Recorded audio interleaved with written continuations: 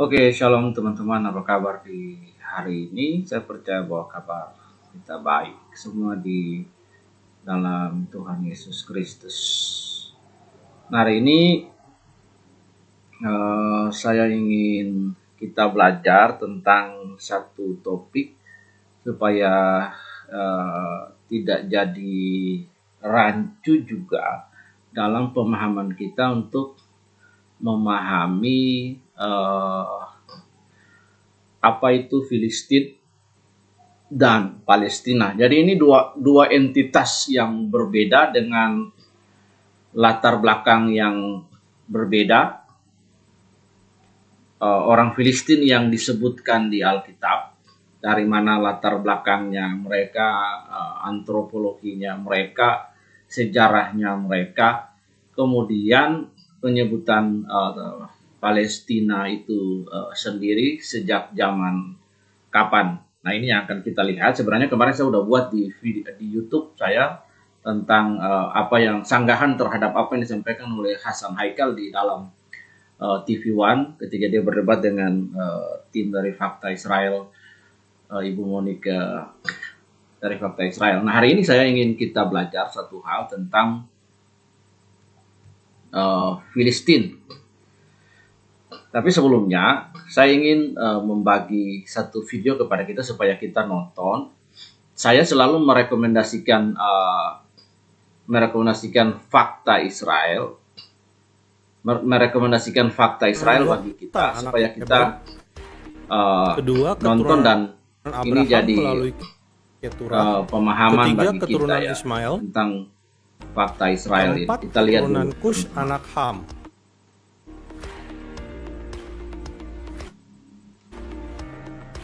Alkitab mencatat nama anak-anak Ismail, Nebayot, anak sulung Ismail, Kedar, Adbeel, Mibsam.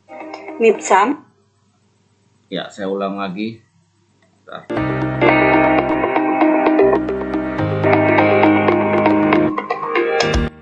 Alkitab tidak mencatat secara jelas silsilah orang Arab sehingga para ahli memiliki 4 rujukan, yakni pertama keturunan Yoktan anak Heber, kedua keturunan Abraham melalui Keturah, ketiga keturunan Ismail, keempat keturunan Kush anak Ham.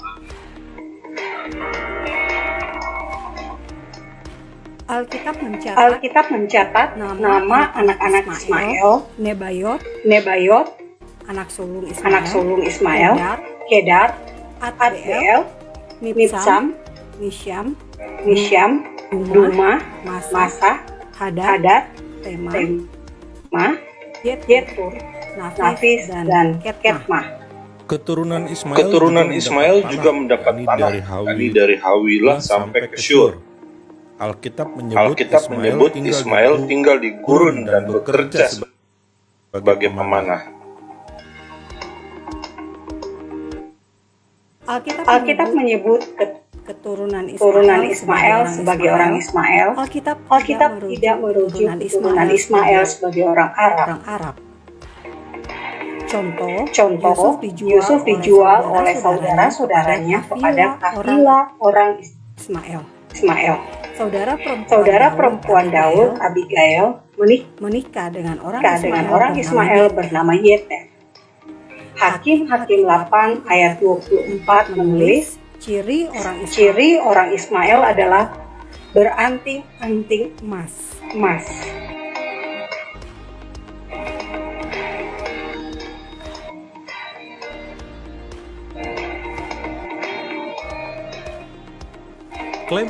Klaim Arab adalah keturunan Nebayot anak Ismail bermula dari tulisan sejarawan Yahudi Flavius Josephus yang hidup di masa Romawi berkuasa. Masa Nabatean dikenal sebagai Arabia Petra, provinsi di bawah Kekaisaran Romawi. Rujukan lain menyebut Nabatean adalah keturunan dari Esau yang menikah dengan anak Ismail Basmat. Nabatean yang membangun peradaban di Petra, Yordania sekarang, awalnya mengusir penduduk Edom, keturunan Esau pada tahun tahun 4 sebelum Masehi. Alkitab menulis identitas Arab selalu dengan sebutan Arab.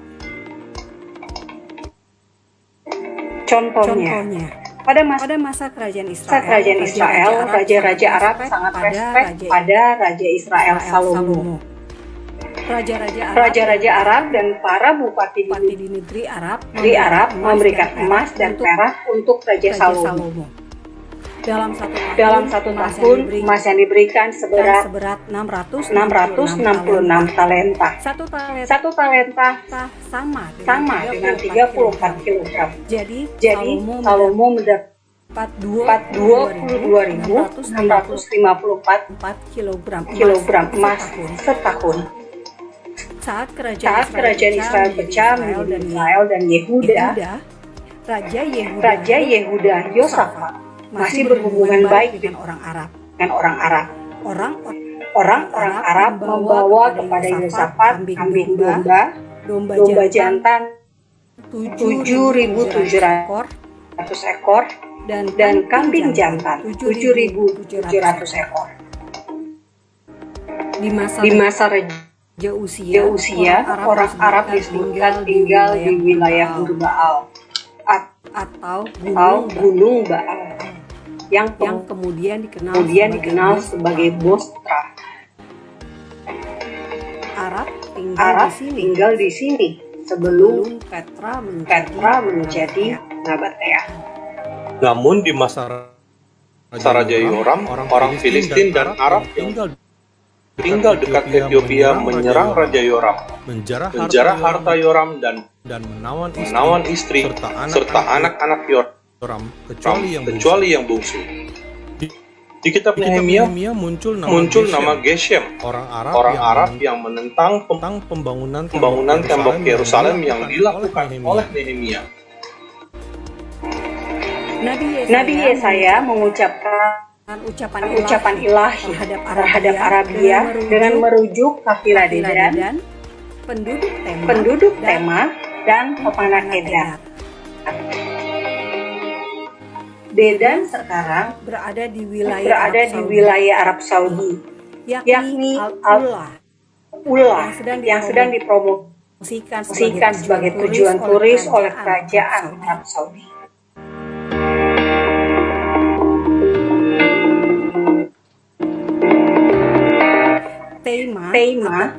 Tema kemudian menjadi kota komunitas Yahudi bersama dengan Khaybar dan Yathrib atau dikenal sekarang sebagai Medina.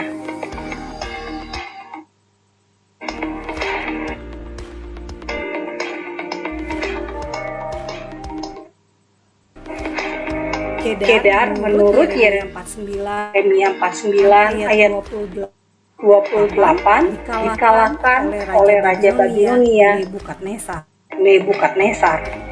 Masih tentang Kedar. Menurut sejarah di luar Alkitab, pada tahun 900 sebelum Masehi, Kedar menjadi kerajaan. Ibu kotanya Adumatu, sekarang dikenal sebagai Dumat al-Jandal. Berdasarkan temuan arkeologi di Tel El Maskutah, dekat Mesir, ditemukan mangkok perak bertuliskan nama Geshem Ben-Shar, Raja Kedar. Di masa Romawi, tahun 106 Masehi, Kedar menjadi bagian dari Arabia Petra, menyatu dengan Batean.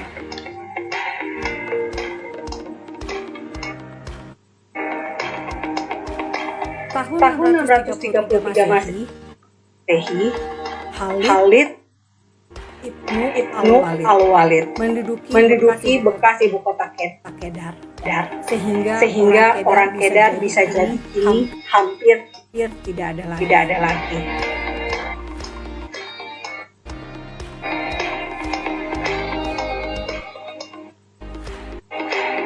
tahun 85 sebelum Masehi, bahasa yang digunakan Nabatean adalah Yunani.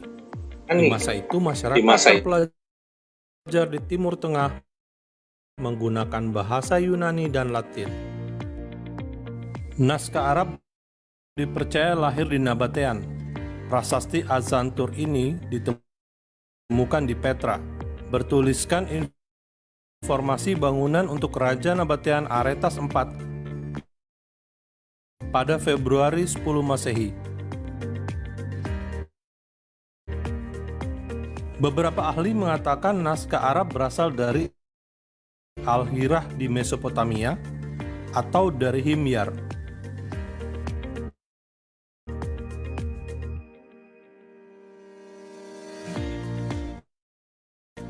Nabi Yeremia juga menyebut Arab dalam Yeremia 3 ayat 2, yakni dalam kalimat seperti seorang Arab di padang gurun. Dalam Yeremia 25 ayat 24, Tuhan menumpahkan piala amarah kepada bangsa-bangsa termasuk Dedan, Tema, dan semua raja Arab yang tinggal di padang gurun.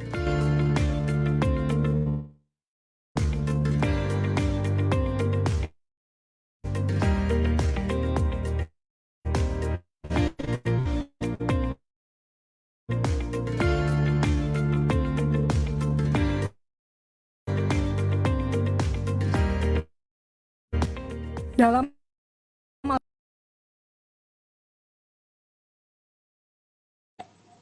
Ya, teman-teman, itu adalah fakta sejarah tentang Arab disebut di dalam Arab tidak disebut, maksudnya Arab tidak disebut di dalam Alkitab itu sendiri. Artinya tidak menyebut orang Arab, tapi menyebut Kedar dan Nebayot atau Ismail. Jadi Alkitab itu menekankan penyebutan genealogis secara spesifik kepada keturunan dari Kedar, Ismail, Kedar, dan Nebayot. Nah, fakta ini juga membantah bahwa orang-orang Palestina yang ada sekarang itu mereka adalah keturunan daripada orang Filistin yang ada di Alkitab. Nah, kita jelasin dulu. Orang-orang Filistin yang ada yang dalam penyebutan di Alkitab. Dalam penyebutan di Alkitab dengan 5 kotanya, yaitu Askelon, Asdod, Ekron, Gad, dan Gaza, 5 kota orang Filistin itu. Sejarah dan latar belakang nenek moyang mereka itu adalah dari bangsa Kaftor. Nah, bangsa Kaftor ini di dalam literasi sejarah disebutkan bahwa mereka adalah orang dari Kaftor Pulau Kreta. Jadi orang-orang Yunani yang perjalanan mereka sampai kemudian ke Timur Tengah dan mendiam di daerah pesisir dan kemudian berperang di situ, ada pecahan kerajaan Yunani di situ yang disebutkan dalam sejarah. Nah, di sini kita dapat melihat orang Filistin pertama itu disebut dalam Kejadian pasal yang ke-10 ayat yang ke-13 sampai ayat yang ke-14, dikatakan bahwa orang Patrusim, orang Kasluhim, dan orang Kaftorim, dan dari mereka inilah berasal orang Filistin. Nah, jadi Filistin yang ada di Alkitab itu, yang penyebutan 5 kota orang Filistin itu, pertama nenek moyangnya mereka bukan bangsa Arab. Sehingga kita tidak keliru nanti. Jadi kalau kita keliru maka kita akan historis di situ. Ketika kita keliru terhadap sejarah, maka kita akan mengalami historis. Nah, di sini saya ingin men-sharekan satu lagi data kepada kita sehingga kita paham.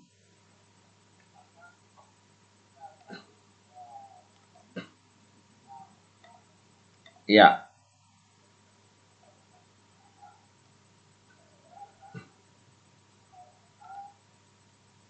Ya, di sini teman-teman dapat melihatnya. Ini the ancient of Noah descendants. Ya. Control plus dulu sehingga kita kasih besar. Ya. Di sini kita dapat melihat Noah descendants ini. Kemudian kita lihat dari anak-anak Ham. Anaknya ada 3. Di situ ada Yafet, Sem, Ham. Kemudian kita melihat ada Kaftorim di sini. Nah, Kaftorim ini adalah ini di sini. Kaftorim anak daripada Ham. Ya. Kaftorim anak daripada Ham itu sendiri. Oke. Nah, kita lihat di sini. Ya, teman-teman bisa lihat ya di sini Kaftorim anak dari yang garis yang saya bold ini anak daripada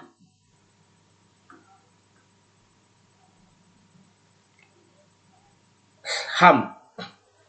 Nah, jadi sehingga menjadi fakta bagi kita bahwa orang Filistin yang ada pada pada Alkitab yang tertulis di dalam Alkitab sebagai juga sumber sejarah bagi kita itu bukan orang Arab di sini.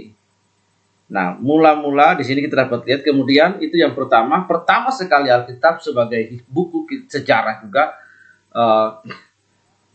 ya, Alkitab sebagai buku sejarah juga dalam Kejadian pasal ke-10 ayat 13, Kejadian pasal 10 ayat 13 dan 14 menyebutkan bahwa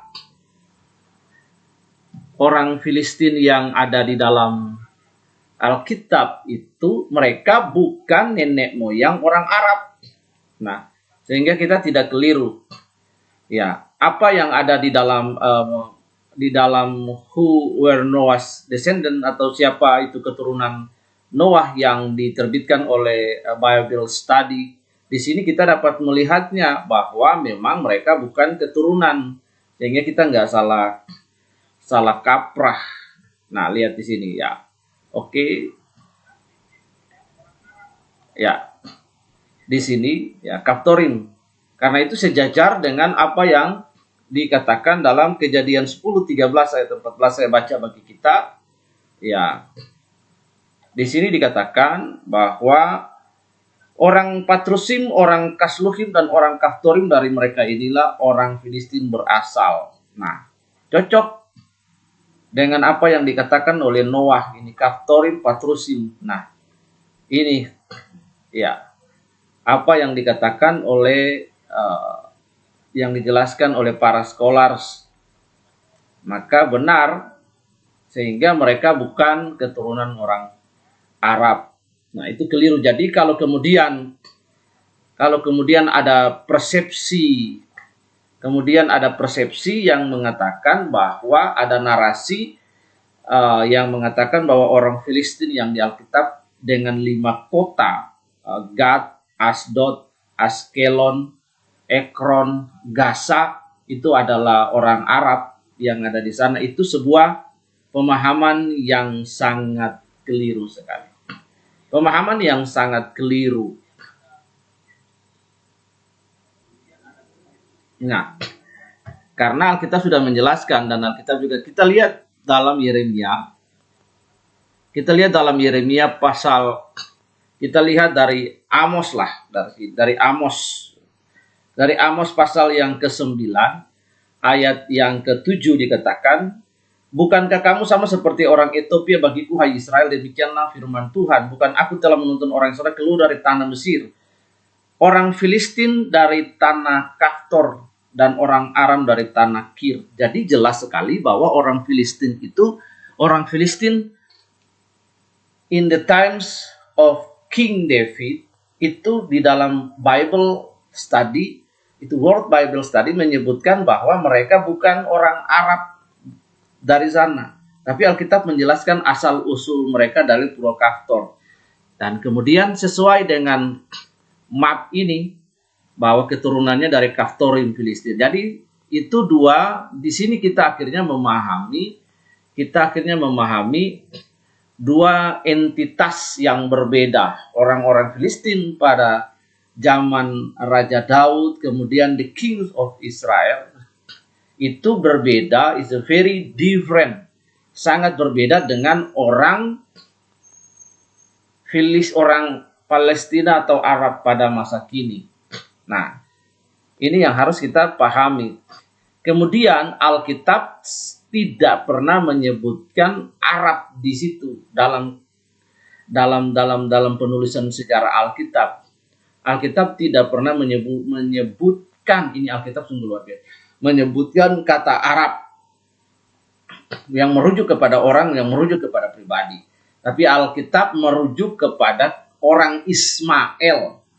Ya, itu ada yang tadi dalam video kita dapat melihat kita dapat melihat ayat-ayat yang disampaikan oleh Ibu Monique Ritzker tadi. Jadi ini sungguh luar biasa. Semua ketepatan sejarah dan kroniknya sejarah itu dapat ditelusuri akarnya, rootnya. Jadi tidak ahistoris terhadap sejarah. Demikianlah kita dapat memahami. Satu ayat lagi di sini dalam Yeremia 47, nabi yang jauh sebelum Amos, di sini bahwa Tuhan akan membinasakan orang Filistin, yakni sisa-sisa orang yang datang dari Pulau Kaftor.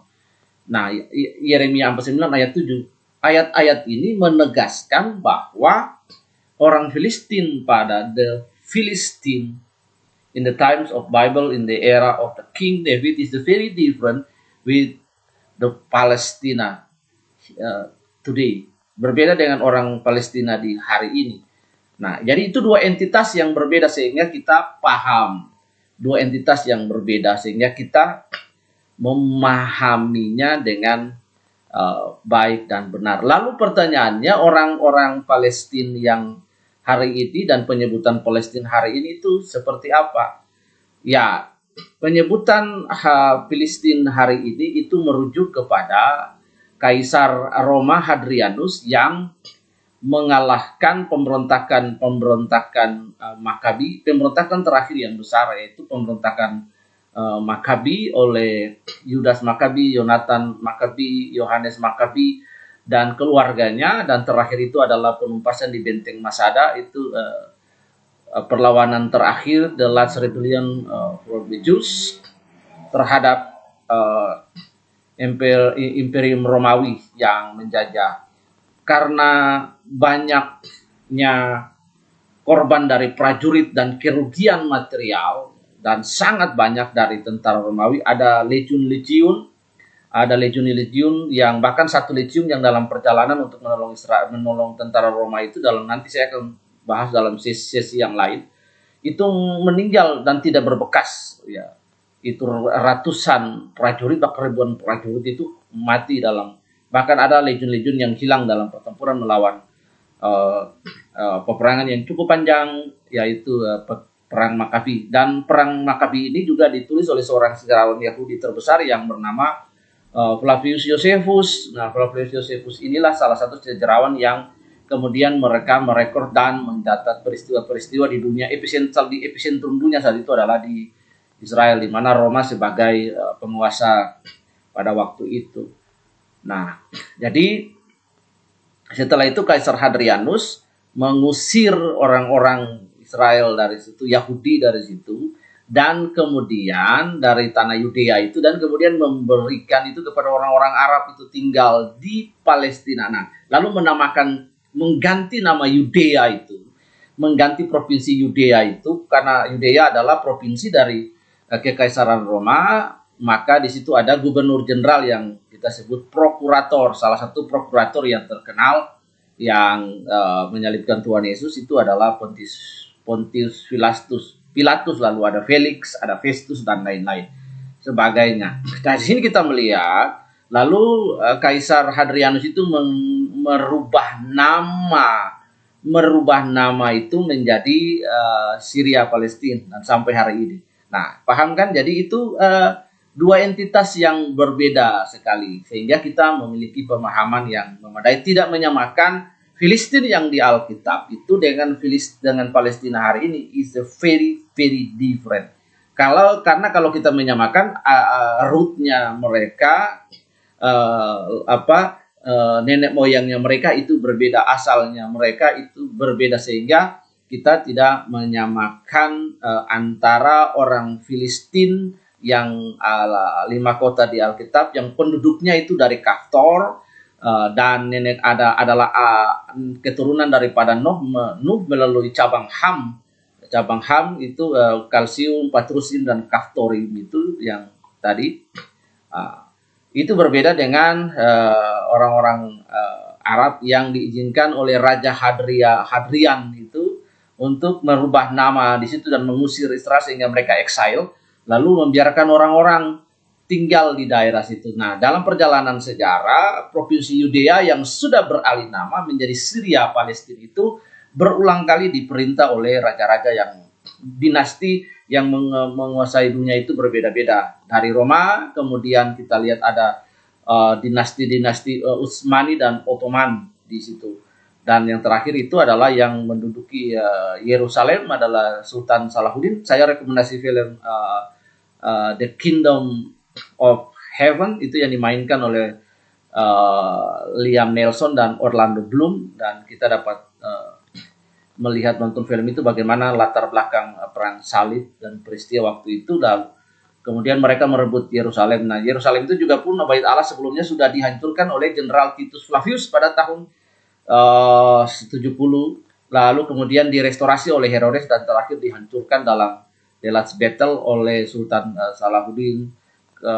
Kemudian dengan sultan-sultan yang lain yang dihancurkan, lalu ada mereka mendirikan di atas reruntuhan itu, mendirikan mendirikan masjid di atas lahan bait suci itu.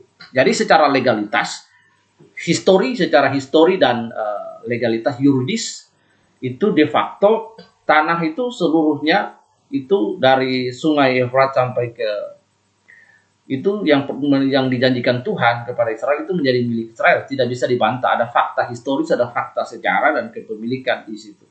Kemudian masalah lainnya adalah pemberontakan mereka kepada Tuhan, dan Tuhan kerajaan utara dan Israel terpecah akibat berubah setia kepada Tuhan dan lain sebagainya. Itu adalah bagian dari dinamika kehidupan Israel. Lalu akhirnya Israel diaspora, dan pada 1948 mereka kembali lagi dan menduduki tanah itu dan memproklamasikan kemerdekaan mereka. Tapi secara de facto, secara yuridis itu adalah hak milik mereka dari dulu.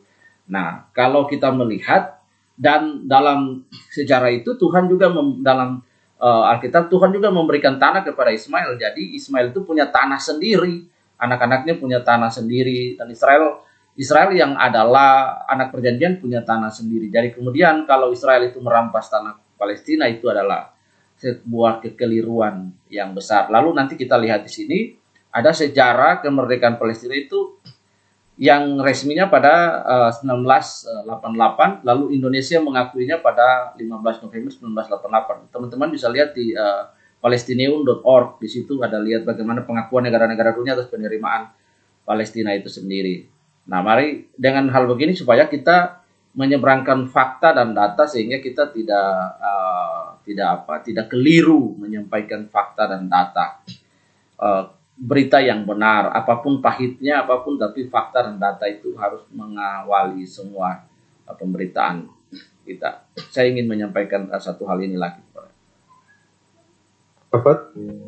Yang saat itu menjabat pemimpin organisasi pembebasan Palestina PLO.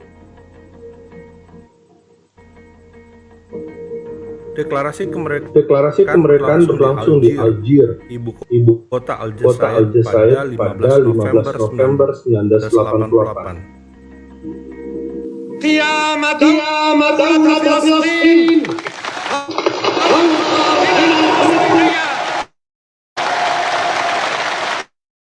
فوق أرضنا الفلسطينية وعاصمتها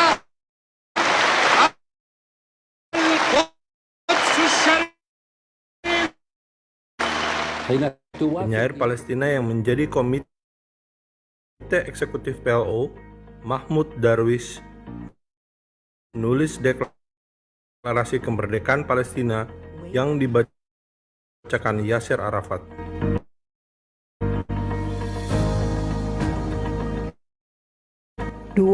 Tahun 1948, Palestina sudah klaim merdeka. Saudara, deklarasi kemerdekaan Palestina di Aljazair bukan yang pertama, tapi yang kedua kali. Liga Arab berinisiatif deklarasikan pemerintah seluruh Palestina pada 22 September 1948 di Gaza yang saat itu dikuasai Mesir setelah Perang Arab-Israel tahun 1948. Ibu kota pemerintah seluruh Palestina kemudian pindah dari Gaza ke Kairo pada Desember 1948 hingga negara jadian ini bubar tahun 1953. Seluruh negara anggota Liga Arab menerima pemerintah seluruh Palestina kecuali Transyordan atau Yordania sekarang. Mantan Mufti Yerusalem Haji Amin Al-Husseini menjadi presiden pemerintah seluruh Palestina dan Perdana Menteri Ahmad Hilmi Pasha, pria asli Albania yang menjadi Menteri Keuangan Kerajaan Arab di Damaskus tahun 1920. Pembentukan pemerintah seluruh Palestina dilaporkan kepada PBB. 3. Mengapa deklarasi kemerdekaan Palestina di Aljazair?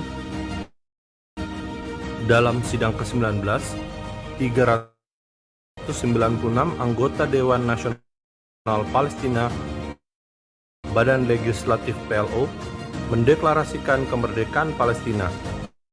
Yasser Arafat sendiri yang meminta izin kepada Presiden Aljazair untuk menjadi tuan rumah. Aljazair sebelumnya sudah menjadi rumah bagi militan Palestina setelah Israel mengusir militan Palestina dari Lebanon pada tahun 1982. Aljazair menyediakan tempat dan pelatihan senjata untuk militan Palestina.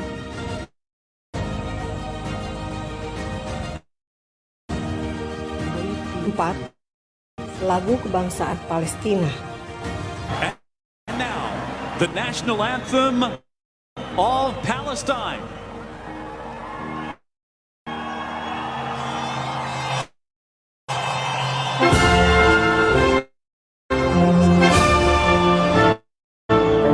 Saudara, lagu kebangsaan Palestina, Fidai.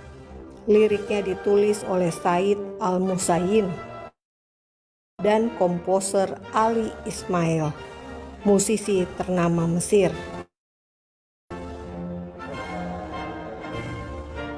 Arti kata Fidai adalah pembunuh yang bersedia menyerahkan nyawa untuk tugas yang diberikan.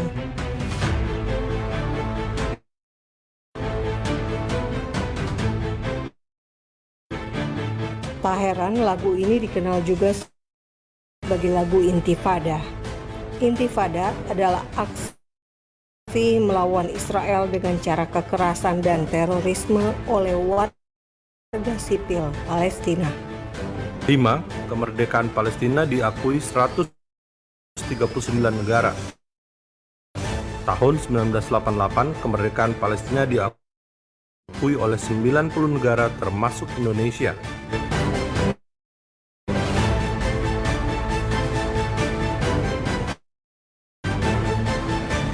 Duta Besar Indonesia untuk PBB, Nana Sutresna, mengakui kemerdekaan Palestina tersebut. Jadi sebetulnya Indonesia di bawah Presiden Soeharto sudah menganggap Palestina Palestina sebagai negara merdeka.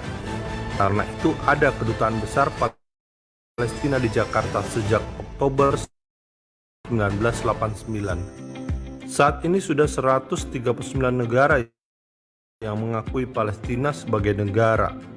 Meski Israel, Amerika Serikat, Australia, Prancis, Inggris, dan sejumlah negara lain belum akui Palestina sebagai negara.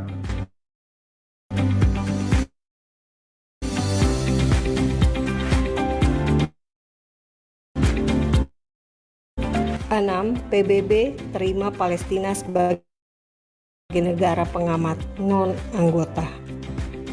Meski belum menjadi anggota resmi PBB, bendera Palestina sudah boleh dikibarkan di markas besar PBB di New York sejak 30 September 2015. Palestina menerima status sebagai negara pengamat non-anggota pada 29 November 2012. مطالبة اليوم بإصدار شهادة ميلاد دولة فلسطين. Namun di lain pihak, pada 19 Desember 2017, Majelis Umum PBB mengeluarkan resolusi yang memastikan hak Palestina untuk menentukan nasib sendiri yang didukung 176 negara. Sebelumnya, pada tahun 1974, PBB sudah pernah mengeluarkan resolusi bagi Palestina yang bernada serupa. Resolusi tahun 2017 tersebut memberi kesan Palestina belum merdeka dan tidak bisa disebut sebagai negara.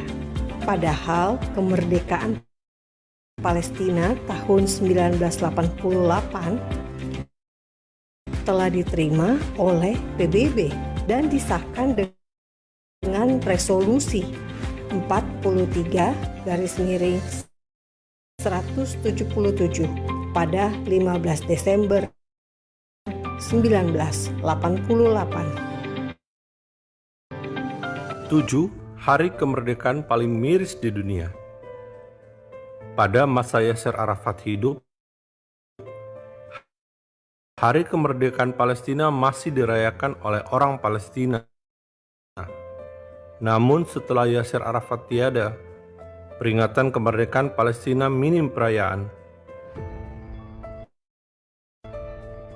Video ini menampilkan peringatan Hari Kemerdekaan Palestina di Bahrain yang dihadiri oleh anak Mahmud Abbas, Presiden Palestina. 18th of November 1988 in Algeria in the National Congress, and that this becomes the 29th anniversary of our declaration that is we are marking today. In addition to that, we are marking also the 13th anniversary of the loss of our late President Yasser Arafat. So we are really happy. Hari kemerdekaan Palestina tampaknya belum populer, sehingga para pemimpin negara yang mengakui Palestina sebagai sebuah negara merdeka pun tidak terdengar memberikan ucapan selamat untuk Palestina, sebagaimana yang lazim dilakukan oleh negara-negara di dunia. Indonesia yang sangat mendukung Palestina, rasa-rasanya belum pernah memberi ucapan selamat untuk Palestina. Karena itu sangat tepat jika faktaisrael.com menyebut Hari Kemerdekaan Palestina sebagai hari kemerdekaan paling miris di dunia. الدولة الفلسطينية نحن كمركز بنحيي هذه الفعالية هون احنا بنرنو يكون عندنا دولة فلسطينية مستقلة ديمقراطية فيها سيادة قانون تحترم المرأة والرجل وفيها مساواة كاملة. احنا جايين اليوم من جنين والنابلس وطول كرم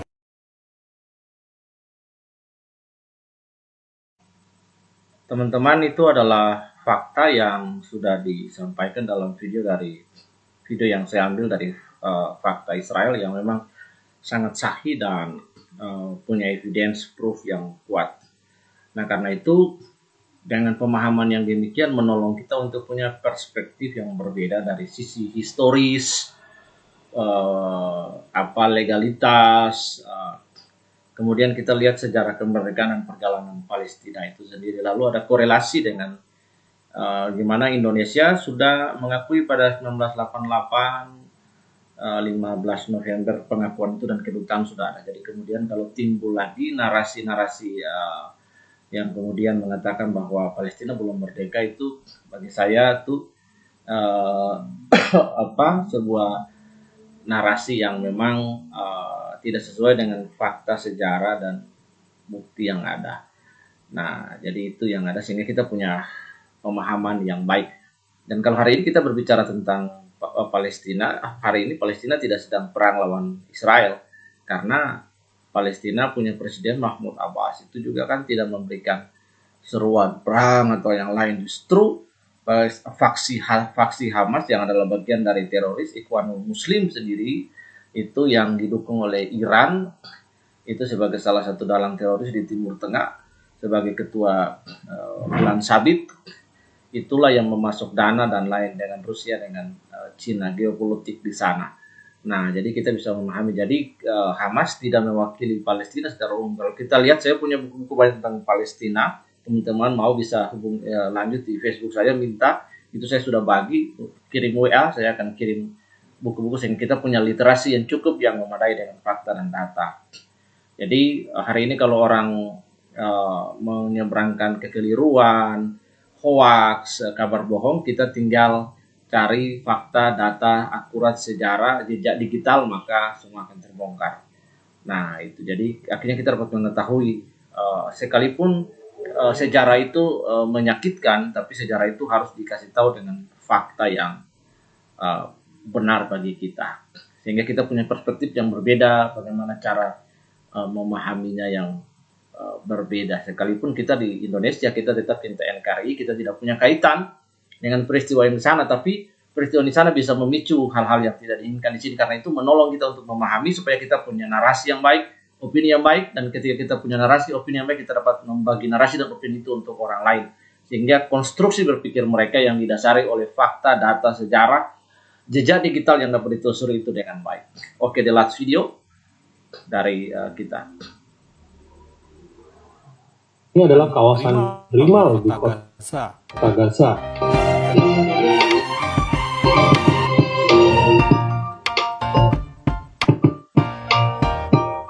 Kota Gaza berada di Gaza yang berhadapan dengan Laut Mediterania. Tidak seperti bayangan kita tentang Gaza yang penuh reruntuhan bangunan akibat serangan Israel atau kamp pengungsi. Ternyata kota Gaza sama seperti kota-kota di Indonesia. Ada kampus, mall, mobil, dan toko emas. Not in Dubai, but we're in the golden market of Gaza, where you come here to get your bling bling and look fresh. Let's come. Gaza bukan cuma nama yang kerap muncul dalam berita atau slogan para demonstran pendukung Palestina. Gaza juga disebut beberapa kali dalam Alkitab. Awalnya penduduk Gaza adalah orang Awi yang dipunahkan oleh orang Kaftor dari Kreta, wilayah di Yunani sekarang. Gaza kemudian menjadi wilayah warisan suku Yehuda menurut Yosua 15 dan Hakim-Hakim 1 dalam Alkitab. Di masa para hakim-hakim Israel, Gaza adalah kota utama Filistin. Simson, hakim bangsa Israel yang ditipu Delilah sehingga Simson ditawan Filistin tewas di Gaza. Saat hari kematiannya, Simson merubuhkan kuil Dagon di Gaza yang menewaskan 3.000 orang Filistin. Gaza juga disebut dalam Alkitab Perjanjian Baru saat Filipus menginjili pembesar dari Ethiopia yang sedang dalam perjalanan dari Yerusalem kembali ke negerinya melalui jalan ke arah Gaza. Di masa Raja Israel Salomo, Israel berkuasa atas Gaza. Ketika kerajaan Israel pecah menjadi Israel dan Yehuda, Hizkia, Raja Yehuda menghancurkan wilayah Gaza. Sekitar tahun 730 sebelum Masehi, Gaza menjadi bagian dari kerajaan Asyur dan kemudian Persia.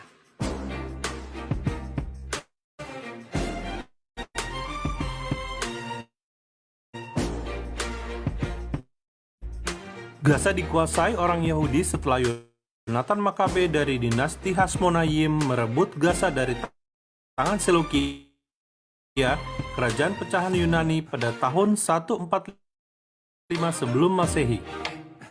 Tahun 36 sebelum Masehi, Gaza diberikan untuk Kleopatra dari Mesir. 6 tahun kemudian, Gaza diserahkan kembali ke bawah Raja Yudea Herodes oleh Kaisar Romawi Octavianus. Gaza berada di bawah kuasa Yudea hingga tahun 4 sebelum Masehi. Di masa Romawi, Gaza adalah kota khusus Romawi. Namun di masa Bizantium, komunitas Yahudi berkembang di Gaza. Dari penemuan arkeologi terdapat mosaik sinagoga periode tahun 500-an Masehi. Gambar menorah ditemukan pada pilar Masjid Umari, Masjid Agung Gaza saat ini. Tidak usah kaget, sebab dulunya bangunan ini adalah gereja.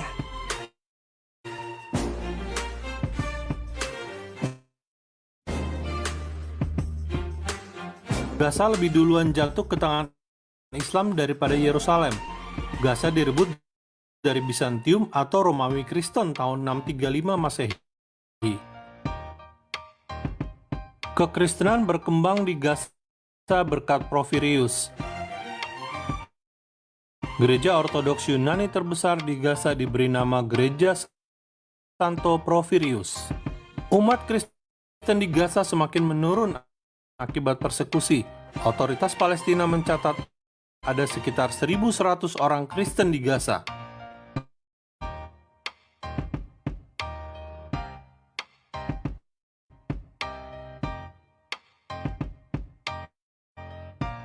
Gaza kemudian direbut oleh pasukan salib sebelum jatuh lagi ke tangan Saladin dan Ottoman.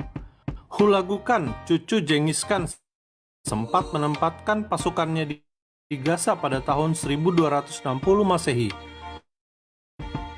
Tahun 1799, Gaza diduduki Napoleon Bonaparte setelah merebut dari tangan Ottoman. Inggris merebut Gaza pada tahun 1917 melalui 3 kali serangan. Kemenangan Inggris mengakhiri kekuasaan Ottoman selama 400 tahun di atas tanah Israel.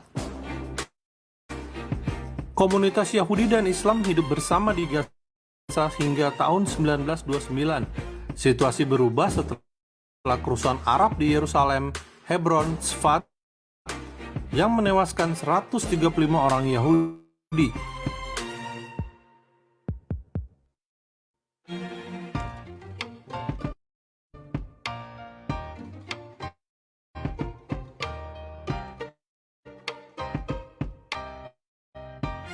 Gaza menjadi wilayah Arab Palestina saat PBB membagi tanah Israel tahun 1947. Usai Perang Arab Israel 1948, Gaza dikuasai Mesir. Upaya mewujudkan negara Arab Palestina dilakukan pada 22 September 1948. Gaza menjadi ibu kota pemerintah seluruh Palestina. Haji Amin Al-Husseini menjadi presiden dan Ahmed Hilmi Pasha menjadi Perdana Menteri. Namun, status Gaza sebagai ibu kota hanya sampai tahun 1952 karena dipindahkan ke Kairo. Presiden Mesir Gamal Abdul Nasser menganulir pemerintah seluruh Palestina pada tahun 1959. Gaza tetap berada di bawah Mesir hingga tahun 1967. Pada Perang 6 Hari tahun 1967, Israel merebut Gaza dari tangan Mesir yang berkuasa selama 19 tahun.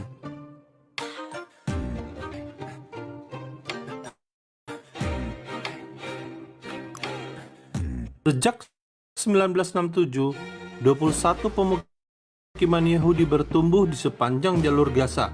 Juga terdapat sinagoga dan sejumlah sekolah Yahudi atau yeshiva. Orang Yahudi dan Arab Palestina bisa hidup bersama di Gaza sampai tahun 1987. Wajah Gaza dan sejumlah lokasi di Israel dan Palestina berubah menjadi arena teror dan kekerasan saat Intifada pertama terjadi. Desember 1987 bermula dari penusukan seorang Yahudi di Gaza, lalu ada kejadian tabrakan antara orang Israel dan Palestina. Kekerasan berlangsung selama 5 tahun. Korban jiwa jatuh di kedua pihak.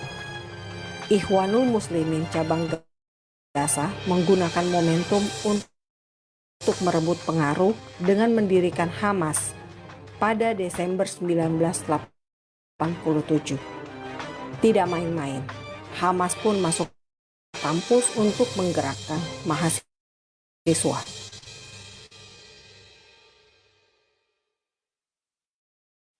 قيادة حركة الإخوان المسلمين في قطاع غزة، وكان القرار أن نقوم بتظاهرات قوية تسند شعبنا، وأن تكون الكتلة الإسلامية في الجامعة هي عبارة عن المحرك والقيادة لهذه النشاطات في الجامعة وخارج الجامعة. الانتفاضة الأولى كانت تسمى في جزء من أسمائها كانت تسمى ثورة المساجد، لأنه المسجد كان هو المنطلق. Intifada pertama baru berakhir tahun 1993 melalui kesepakatan Oslo. Janji perdamaian Israel dan Palestina membuat trio Oslo, Yitzhak Rabin, Shimon Peres, Yasser Arafat diganjar Nobel Perdamaian. Demi perdamaian, Israel setuju memberikan wilayahnya. Tepi barat atau Yudea dan Samaria dibagi 3, area A dan B untuk Palestina, C untuk Israel.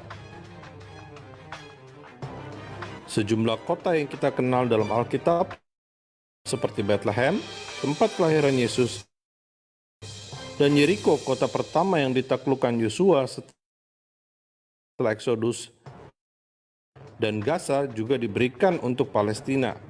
Palestina berkewajiban mengakui eksistensi Israel dan menghentikan teror.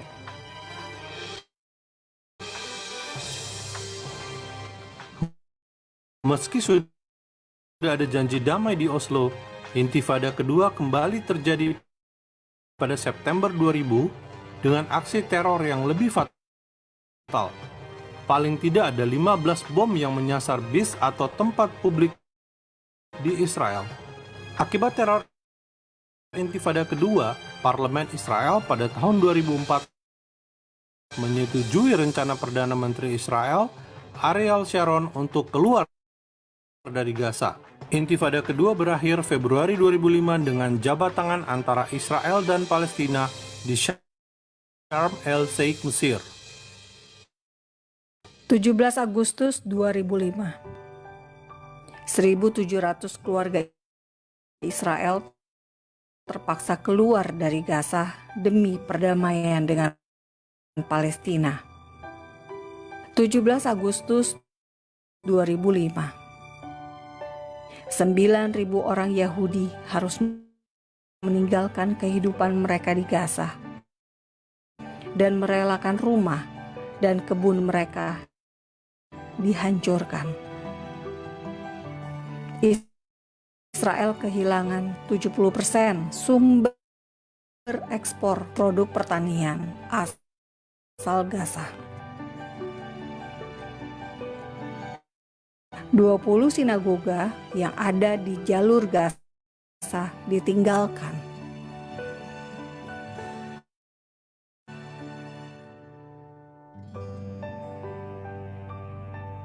Sinagoga yang ditinggalkan, ada yang dibakar oleh Palestina.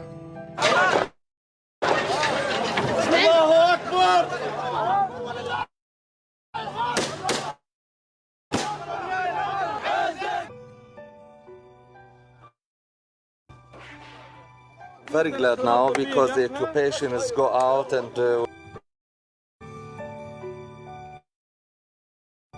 Tahun 2007, Hamas menang pemilu di Gaza yang memaksa otoritas Palestina tersingkir dari Gaza. Sejak itu, konflik Hamas dan Fatah memanas hingga sekarang. Human Rights Watch mencatat konflik dalam tubuh Palestina sudah menewaskan 118 orang Palestina tewas.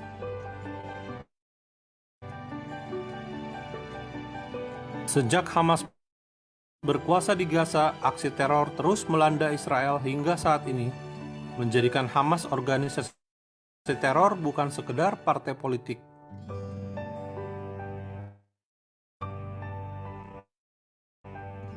Mata dunia menyaksikan Israel rela keluar dari Gaza demi perdamaian.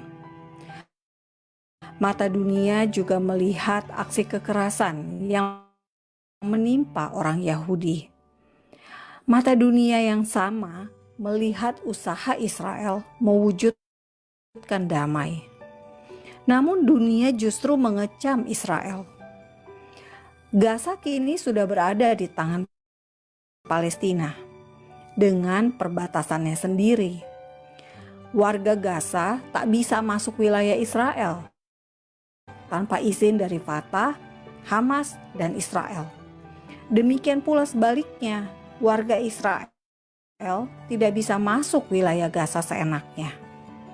Namun, lagi-lagi dunia menuding Israel memblokade Gaza.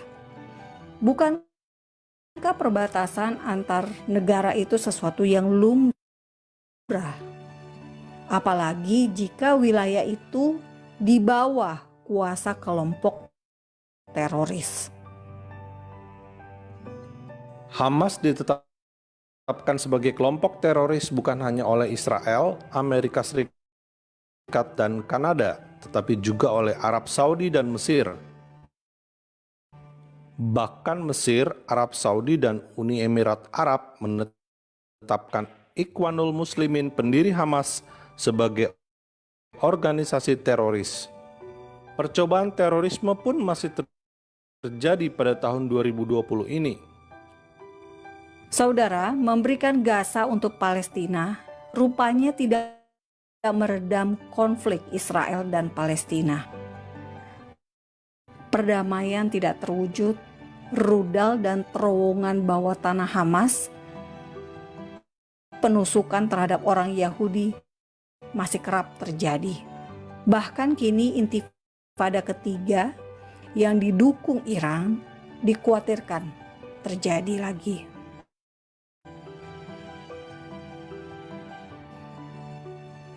Israel sudah melakukan bagiannya mundur dari Gaza. Kini giliran Palestina melakukan bagiannya dengan memanfaatkan tanah Gaza untuk kehidupan yang penuh damai sejahtera.